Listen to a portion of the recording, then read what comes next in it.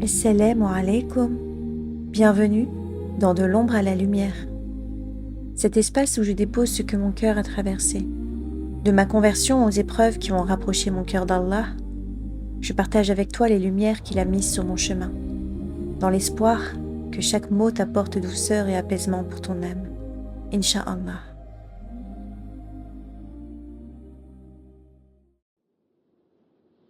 Pendant très longtemps, j'ai cru que la tristesse ne me quitterait pas et que je ne méritais pas d'être heureuse. Le vide que je ressentais en moi était si profond que j'avais l'impression qu'il ne se remplirait jamais. Et puis je l'ai rencontré. J'ai appris à le connaître, à l'aimer, à l'adorer de tout mon cœur, comme une lumière dans l'obscurité. J'ai rencontré Allah. Mon enfance fut tissée d'ombre et de silences lourds. Il y avait des secrets dont je ne connaissais pas les mots, mais dont je sentais le poids constamment. Chaque jour, je cherchais la lumière dans un monde assombri par les cris, par la peur. Je cherchais un sens à ma vie. Je cherchais désespérément l'amour autour de moi, sans jamais vraiment le trouver. Et puis un jour, submergée par une tristesse trop grande, mes genoux ont touché le sol. Je devais avoir une dizaine d'années à peine. Je me souviens d'avoir parlé à Dieu, comme une enfant qui ne sait pas vraiment comment prier. J'avais juste besoin d'aide, besoin d'être entendue. Et au fond de moi, je sentais qu'il m'écoutait, qu'il était là. J'ai grandi dans l'insécurité, la peur et le manque de considération. Je n'ai jamais ressenti l'amour et la protection que chaque enfant mérite. Mes pensées se perdaient souvent dans l'ombre, et je cherchais désespérément à ressentir quelque chose de vrai, de profond, un sentiment d'être aimé, tout simplement. Les années ont passé, et en terminale, Allah me l'a mise sur mon chemin. Ma première amie musulmane. Et je ne connaissais rien de l'islam à l'époque. Personne n'en parlait autour de moi. Mais elle portait une douceur que je ne comprenais pas. Sa manière d'être, sa paix, sa bienveillance, tout m'attirait. Avec le temps, nos discussions sont devenues profondes, apaisantes. Elle partageait avec moi sa foi, ses valeurs, ses traditions. Et moi, je découvrais à travers elle un monde de bonté, d'équilibre, de sérénité. Et je me demandais souvent, qu'est-ce qui la rend si paisible? Et pourquoi est-elle si gentille avec moi? Comment pouvais-je croire que l'être humain pouvait être bon avec une enfance si chaotique? À cette époque, même mes amitiés étaient bancales. Toutes mes relations semblaient instables. Rien ne me rassurait. Et la rencontrer, elle, c'était différent. Sa douceur, sa sincérité, sa manière d'être m'a remise en question. Cela m'a appris ce que signifie une relation vraiment saine. Et un jour, elle m'a parlé du prophète Mohammed, paix et bénédiction d'Allah sur lui. Je me souviens de ce moment comme si c'était hier. Ces mots étaient simples, et j'ai senti quelque chose se passer en moi. Ce qu'elle me racontait de lui m'a bouleversée. Sa bonté, sa patience, son courage. J'avais besoin d'en savoir plus. Alors j'ai emprunté un livre. Je voulais comprendre qui il était vraiment. Pourquoi tant de musulmans suivaient ses paroles, son caractère. Je me revois ce soir-là, assise sur mon lit d'adolescente, un livre entre les mains, et chaque page que je tournais m'ouvrait un peu plus les yeux et le cœur.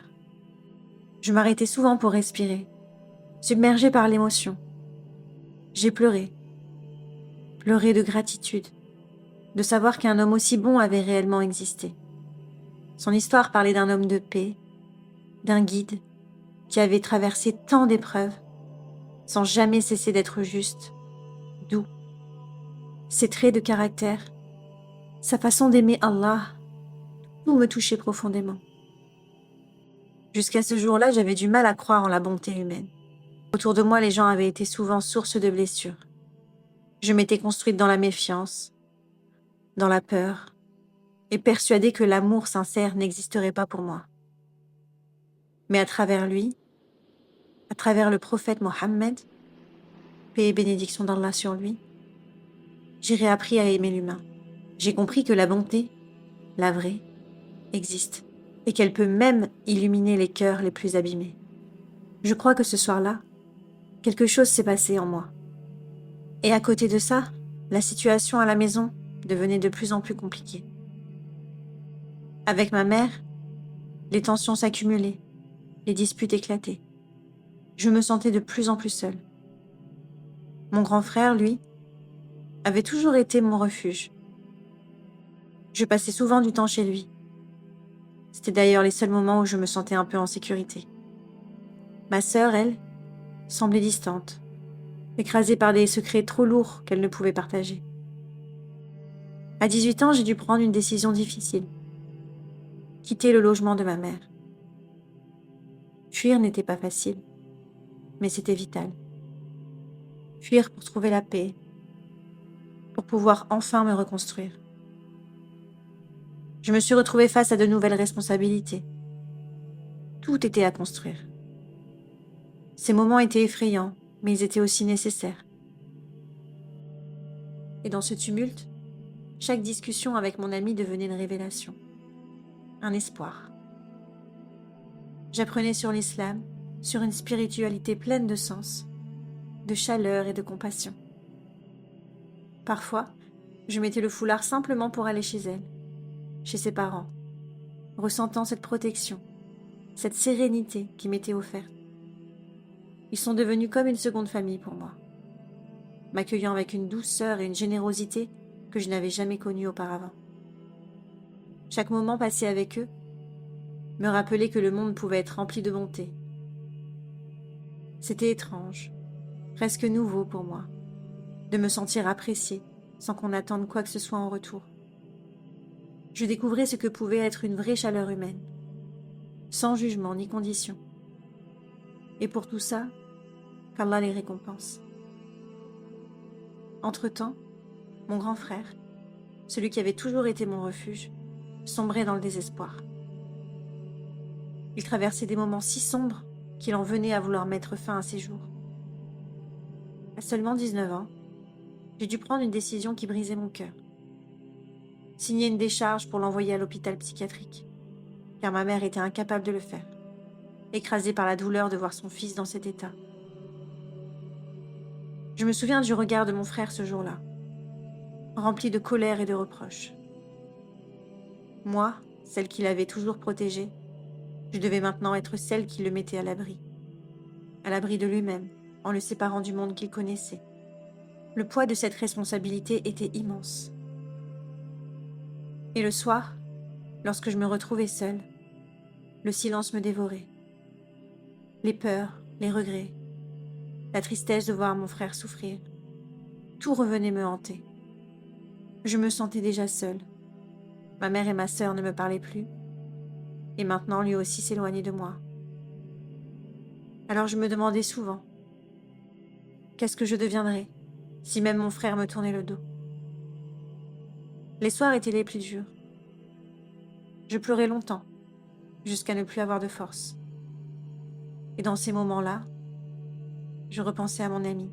Quand elle allait mal, elle se confiait à lui, à Dieu, à Allah.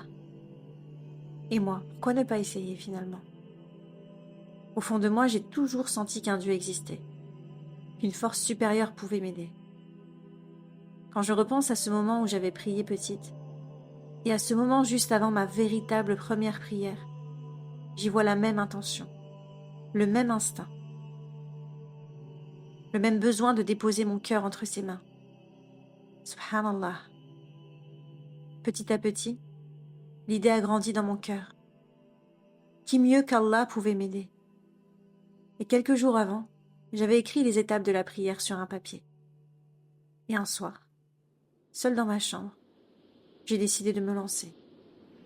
Tout mon être me poussait à parler à Allah, à lui confier tout ce que je portais depuis si longtemps. Je n'ai fait qu'une seule prière ce soir-là, une seule. Mais chaque mot, venait du plus profond de mon cœur. Je suis restée longtemps en prosternation, car je savais que c'était là, exactement là, que je pouvais tout lui confier. Les larmes coulaient sur le tapis, silencieuses mais lourdes de tout ce que je gardais en moi.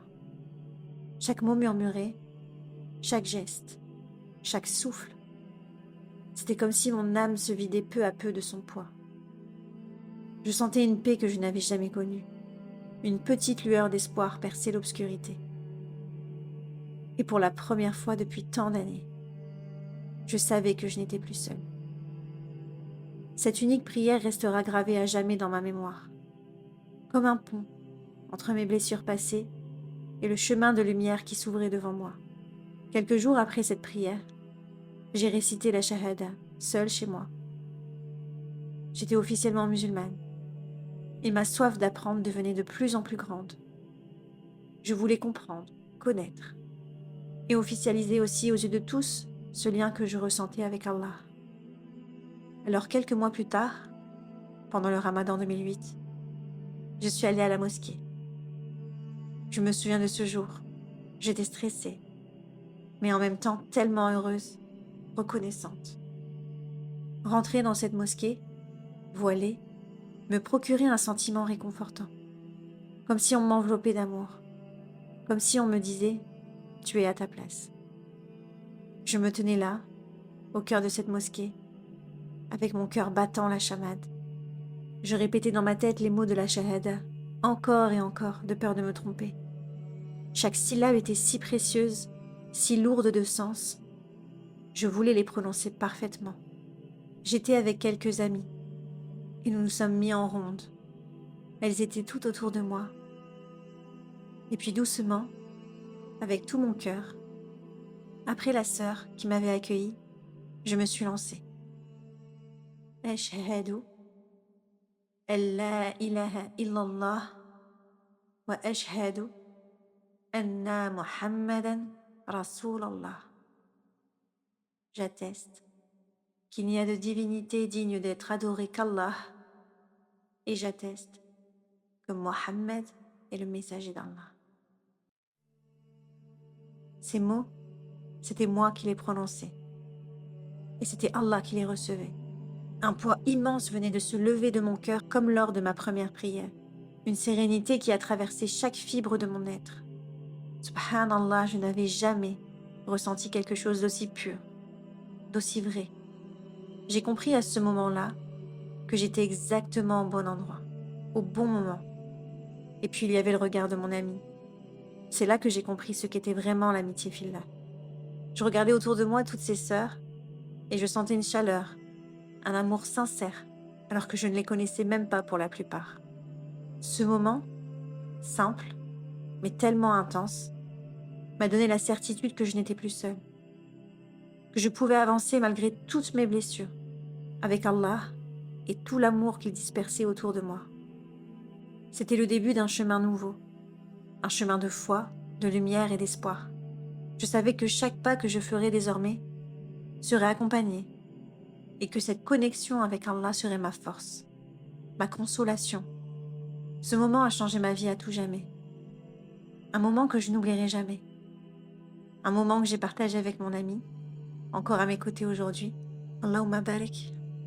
Un moment que je souhaite du fond du cœur à toutes les âmes en peine, à toutes celles qui ont perdu confiance en l'humain.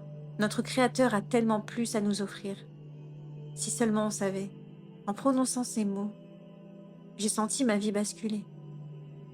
Un poids immense s'est envolé de mon cœur. Ce soir-là, j'ai fait ma première prière collective dans cette mosquée. Et je ne savais pas encore que ces mêmes murs, témoins de ma reconversion, deviendraient 14 ans plus tard le lieu de mes adieux les plus déchirants. À moins de 35 ans, j'avais déjà perdu mes parents et mon grand frère. Des épreuves si lourdes qu'elles auraient pu me briser. Et pourtant, quelque chose avait changé. Et la différence, c'était ma foi. La foi qui m'a appris à voir derrière la douleur, à comprendre que tout vient d'Allah et qu'il y a une sagesse dans chaque épreuve, même quand on ne la voit pas. Mais surtout, la foi m'a appris que je n'étais jamais seule.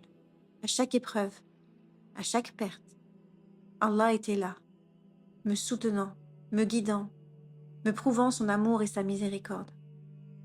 Cette foi a transformé ma vision de la vie.